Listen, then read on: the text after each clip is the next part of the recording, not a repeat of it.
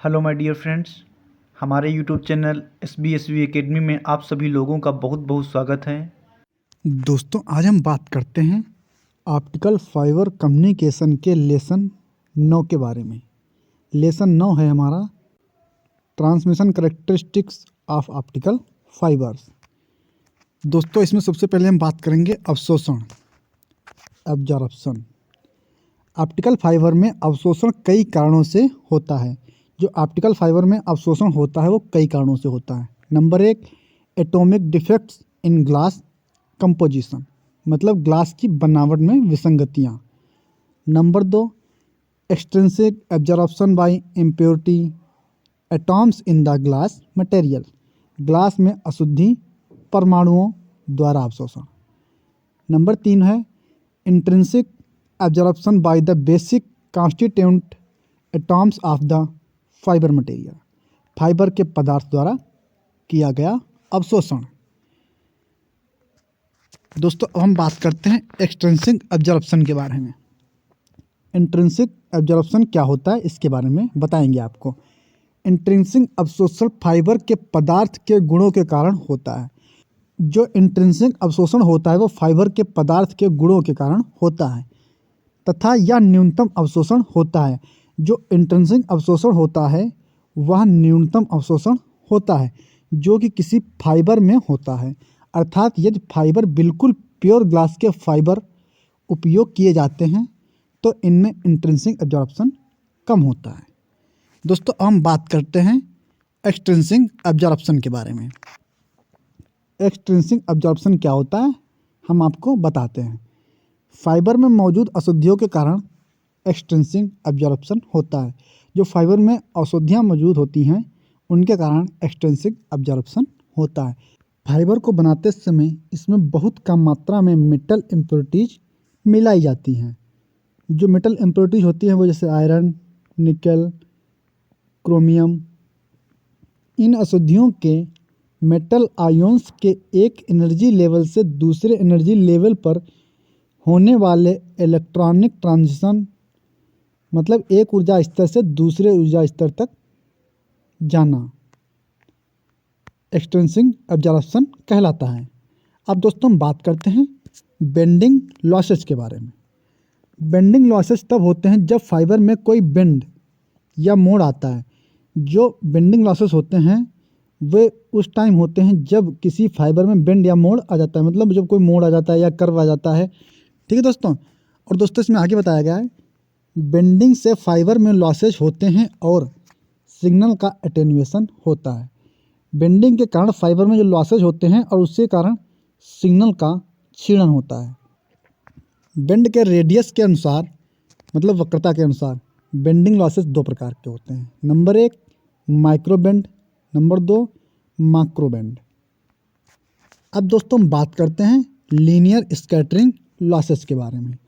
Linear scattering losses क्या होता है इसके बारे में हम बताएंगे आपको। दोस्तों इसमें बताया गया है लीनियर स्कैटरिंग मैकेनिज्म वह होती है जब थोड़ी या सभी ऑप्टिकल पावर एक प्रोपोगेटिंग मोड से दूसरे प्रोपोगेटिंग मोड पर ट्रांसफ़र हो जाती हैं। इस प्रोसेस में सिग्नल का अटेन्यूएशन हो जाता है। दोस्तों इसमें बताया गया लीनियर स्कैटरिंग मैकेनिज्म वह होती है जब थोड़ी या सभी ऑप्टिकल पावर एक प्रोपोगेटिंग मोड से दूसरे प्रोपोगेटिंग मोड में स्थानांतरित कर दी जाती हैं। इस प्रोसेस में सिग्नल का क्षीणन भी हो जाता है। लीनियर स्कैटरिंग 2 प्रकार की होती है। जो लीनियर स्कैटरिंग होती है वो 2 प्रकार की होती है। नंबर 1 रेली स्कैटरिंग, नंबर 2 मेई स्कैटरिंग। अब दोस्तों हम बात करते हैं नॉन लीनियर स्कैटरिंग लॉसेस के बारे में। इसमें दोस्तों हम आपको बताएंगे नॉन लीनियर स्कैटरिंग में ऑप्टिकल पावर उसी मोड को या दूसरी मोड को एट डिफरेंस फ्रिक्वेंसी, मतलब भिन्न भिन्न आवृत्ति पर फॉरवर्ड या बैकवर्ड डायरेक्शन में ट्रांसफ़र हो जाती हैं या 2 प्रकार के होते हैं। दोस्तों इसमें बताया गया है नॉन लीनियर स्कैटरिंग में ऑप्टिकल पावर उसी मोड को या दूसरी मोड को फॉरवर्ड या बैकवर्ड डायरेक्शन में ट्रांसफ़र हो जाती हैं या 2 प्रकार के होते हैं। नंबर 1 स्टिमुलेटेड ब्रेलियन स्कैटरिंग, शॉर्ट में इसको SBS कह सकते हैं। Number 2 stimulated Raman scattering, short में इसको SRS कह सकते हैं। ठीक है दोस्तों अब हम बात करते हैं डिस्पर्जन एंड पल्स ब्रॉडेनिंग के बारे में। दोस्तों इसमें बताया गया है जैसे जैसे कोई ऑप्टिकल पल्स किसी फाइबर में ट्रेवल करती है उसका डिस्पर्जन होने लगता है। दोस्तों इसमें बताया गया है जब कोई ऑप्टिकल पल्स किसी फाइबर में ट्रेवल करती है तो उसका डिस्पर्जन होने लगता है, जिससे ऑप्टिकल पल्स में ब्रॉडेनिंग मतलब स्प्रेडिंग मतलब चौड़ा होने लगती है। इससे सिस्टम की बैंडविड्थ कम हो जाती है तथा सूचना को धारण करने की क्षमता भी कम हो जाती है, सिस्टम स्लो हो जाता है। दोस्तों इसमें बताया गया है जब कोई ऑप्टिकल पल्स है जब किसी फाइबर में ट्रेवल करेगी तो उसका डिस्पर्जन होने लगता है, जिसके कारण ऑप्टिकल पल्स में ब्रॉडेनिंग मतलब चौड़ा होने लगता है। इससे सिस्टम की बैंडविड्थ कम हो जाती है तथा सूचना को धारण करने की क्षमता भी कम हो जाती है और सिस्टम स्लो हो जाता है। अब दोस्तों इसमें आगे बताया गया है डिस्पर्जन के कारण ऑप्टिकल सिग्नल में विरूपण आ जाता है। डिस्पर्जन के कारण ऑप्टिकल सिग्नल में डिस्टॉर्शन आ जाता है, चाहे वो डिजिटल ट्रांसमिशन हो या एनालॉग ट्रांसमिशन। दोस्तों इसमें बताया गया नंबर 1 पर डिजिटल ट्रांसमिशन में डिस्पर्जन के कारण अधिकतम डाटा रेट सीमित हो जाती है, अधिकतम दूरी सीमित हो जाती है तथा सूचना को ले जाने की क्षमता भी कम हो जाती है। और दोस्तों इसे नंबर 2 पर बताया गया है एनालॉग ट्रांसमिशन में वेव फॉर्म में विरूपण आ जाता है। और दोस्तों इसमें बताया गया है विरूपण अधिक होने पर पल्सेज में इतना अधिक फैलाव आ जाता है जिसके कारण रिसीवर्स दो पल्सेज के बीच में भेद नहीं कर पाता है। अब दोस्तों हम बात करते हैं पोलराइजेशन मोड डिस्पर्जन के बारे में।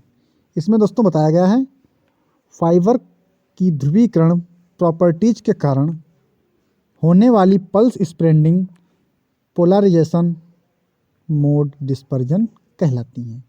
यह भी कम्युनिकेशन के हाई ट्रांसमिशन को सीमित कर देती हैं। अब दोस्तों हम बात करते हैं पोलराइजेशन मेंटेनिंग फाइबर के बारे में। इसमें बताया गया है बायरफ्रिंगेंस फाइबर में ऑर्थोजिनली 90 डिग्री पर पोलराइज्ड मोड्स के बीच होने वाले इंटरफेरेंस तथा डिले डिफरेंस में पोलराइजेशन मॉडल डिस्पर्जन हो जाता है। पोलराइजेशन डिस्पर्जन उस समय की समस्या का विषय हो जाता है जब एक सिंगल मोड फाइबर को किसी दूसरी वेव गाइड से कनेक्ट किया जाता है। ऐसी स्थितियों में फाइबर को यूज करते समय इस बात को कंसीडर करना जरूरी है कि लाइट को पास करते समय उसका पोलराइजेशन ज्यों का त्यों बना रहे। इसके लिए पोलराइजेशन मेंटेनिंग फाइबर शॉर्ट में इसको PMF का यूज किया जाता है। ये 2 प्रकार के होते हैं। नंबर 1 हाई बायरफ्रिंगेंस फाइबर, नंबर 2 लो बायरफ्रिंगेंस फाइबर। दोस्तों अब हम बात करते हैं पोलराइजेशन मेंटेनेंस फाइबर के बारे में। विभिन्न प्रकार के पोलराइजेशन मेंटेनेंस फाइबर का वर्गीकरण निम्न तालिका में दिया गया है। देखिए दोस्तों यहाँ पर जो पोलराइजेशन मेंटेनेंस फाइबर है उसको 2 भागों में बांट दिया गया है। नंबर 1 लो बायर फ्रिगेंट और दूसरा है हाई बायर फ्रिगेंट। जो लो बायर फ्रिगेंट है उसको भी 2 भागों में बांट दिया गया है, स्ट्रेस इफेक्ट और जियोमेट्रिकल इफेक्ट। और दोस्तों इधर जो हाई बायर फ्रिगेंट है उसको भी 2 भागों में बांट दिया गया है, 2 polarisation mode, single polarisation mode. अब दोस्तों इधर जो जियोमेट्रिक इफेक्ट था उसको भी 2 भागों में बांट दिया गया है, एक स्पून और दूसरा राउंड कोर। और इधर दोस्तों जो 2 पोलराइजेशन मोड था उसको भी 2 भागों में बांट दिया गया है, number 1 stress effect, number 2 geometrical effect. और जो सिंगल पोलराइजेशन मोड है उसको भी 2 भागों में बांट दिया गया, जियोमेट्रिकल इफेक्ट और स्ट्रेस इफेक्ट। स्ट्रेस इफेक्ट को भी 5 भागों में बांट दिया गया है। Elliptical cladding, elliptical jacket, panda, flat cladding, bow tie. The geometric effect को भी 5 भागों में बांट दिया गया है। Elliptical core, dumbbell core, 4 section core, side pit tunnel. तो दोस्तों जियोमेट्रिकल इफेक्ट को भी 2 भागों में बांट दिया गया, साइड पेट, साइड ट्यूनल। और जो स्ट्रेस इफेक्ट है उसको 4 भागों में बांट दिया गया, bow tie, flat, stress guiding, panda. तो दोस्तों ये है एलिप्टिकल कोर फाइबर का डायग्राम, ये है साइड पिट फाइबर का डायग्राम, और दोस्तों ये है एलिप्टिकल स्ट्रेस क्लैडिंग फाइबर, ये है बो टाई स्ट्रेस रेजियंस फाइबर, और दोस्तों ये जो है सर्कुलर स्ट्रेस रेजियन पैंडा फाइबर, ये है फ्लैट फाइबर। तो दोस्तों ये सभी हमारे डायग्राम हो गए। तो दोस्तों इस प्रकार हमारा लेसन 9 कंप्लीट हो गया है। तो दोस्तों अगर हमारी वीडियो आपको पसंद आई हो तो लाइक कीजिए, शेयर कीजिए और हमारे चैनल को सब्सक्राइब कीजिए। दोस्तों जिन लोगों ने अभी तक हमारे टेलीग्राम चैनल SBSV एकेडमी को ज्वाइन नहीं किया है तो वीडियो के डिस्क्रिप्शन में लिंक दिया गया, वहाँ से ज्वाइन कर सकते हैं, क्योंकि एग्ज़ाम के टाइम आपको प्रोग्रामिंग इन C और अन्य सब्जेक्ट के नोट्स प्रोवाइड कराए जाएंगे। तो दोस्तों मिलते हैं नेक्स्ट वीडियो में, तब तक के लिए जय हिंद।